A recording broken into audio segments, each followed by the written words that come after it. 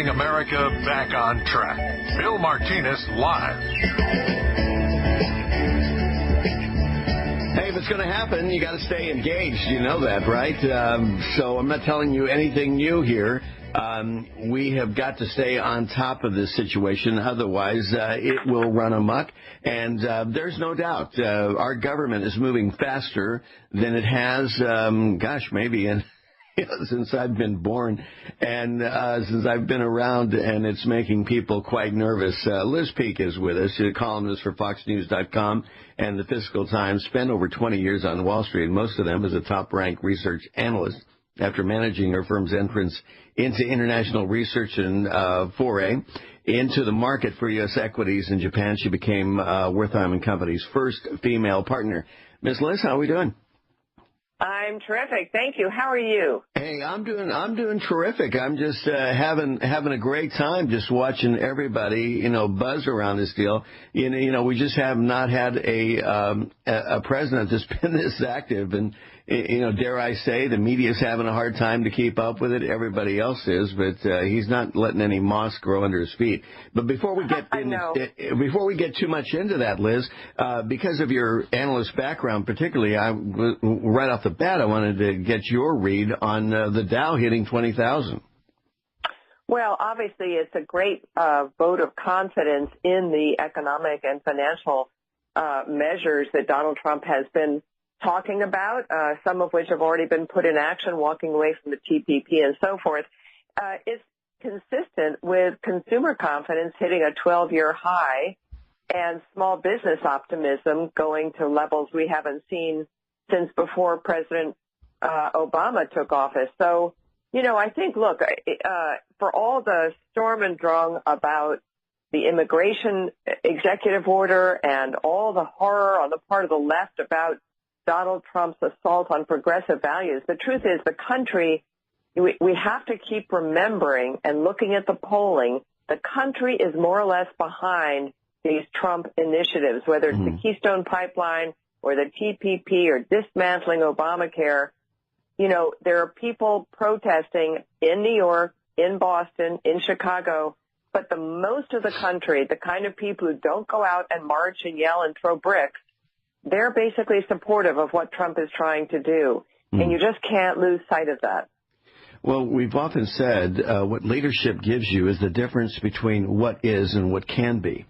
And this is what Donald Trump refreshingly has brought to the office. He's brought leadership, and in spite of the pain, he understands there's going to be pain there because there's a differential from business as usual and for us to get to where we want to go. Now, along the way, you've got people that have been taking well advantage of we the people and our money, and they're happy to have business as usual and the incompetence reign. $20 trillion will beget 25 in short order, and that means more money for them because that's what they've been living off of it. Now, it looks like the party may be over, and they're getting a bit nervous, so they're cranky.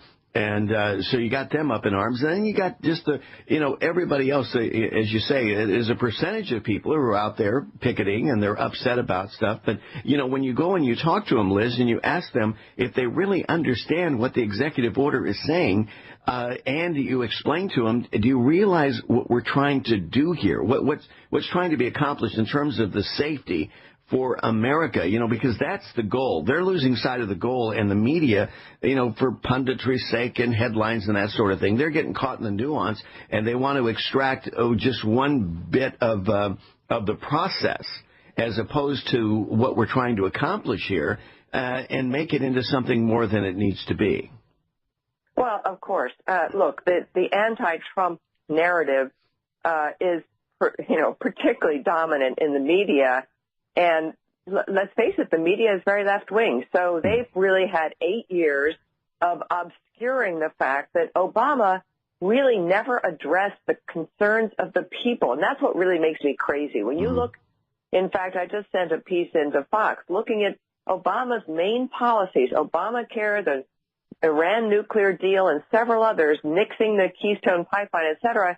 He never had the approval of the American people. And by the way, in 2010 and 2014, he got slammed for that. So whereas you had a personally popular president, a president with high approval ratings personal characteristics. You had a president whose policies were terrible for the country, and most people knew it. Now the situation's reversed.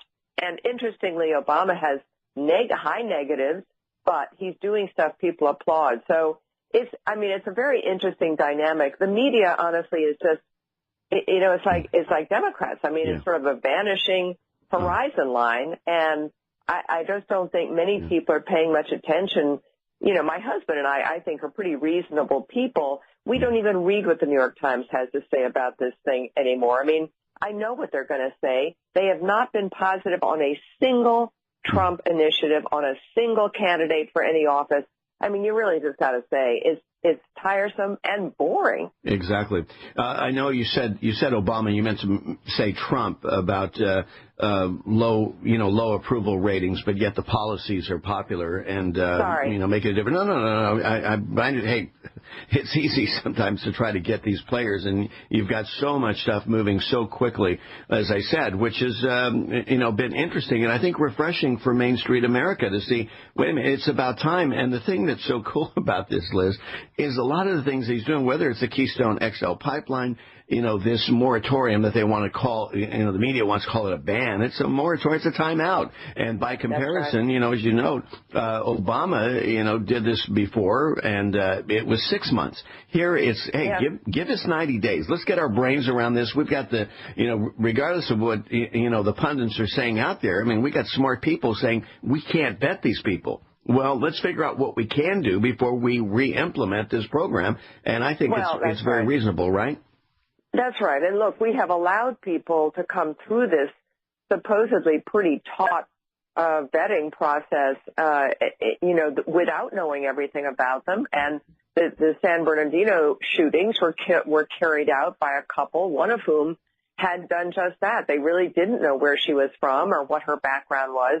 Now, last night on 60 Minutes, which is a very popular news program, they did go through the vetting procedure that's now in place for a lot of immigrants. And, my take on that is, we're trying very hard to get it right. But if people are intent on coming into this country who are bad apples, they can fake the interviews and they can get through several rounds of interrogation despite our best efforts, because what we know is the written records and so forth are a disaster in Syria. How could they be anything but?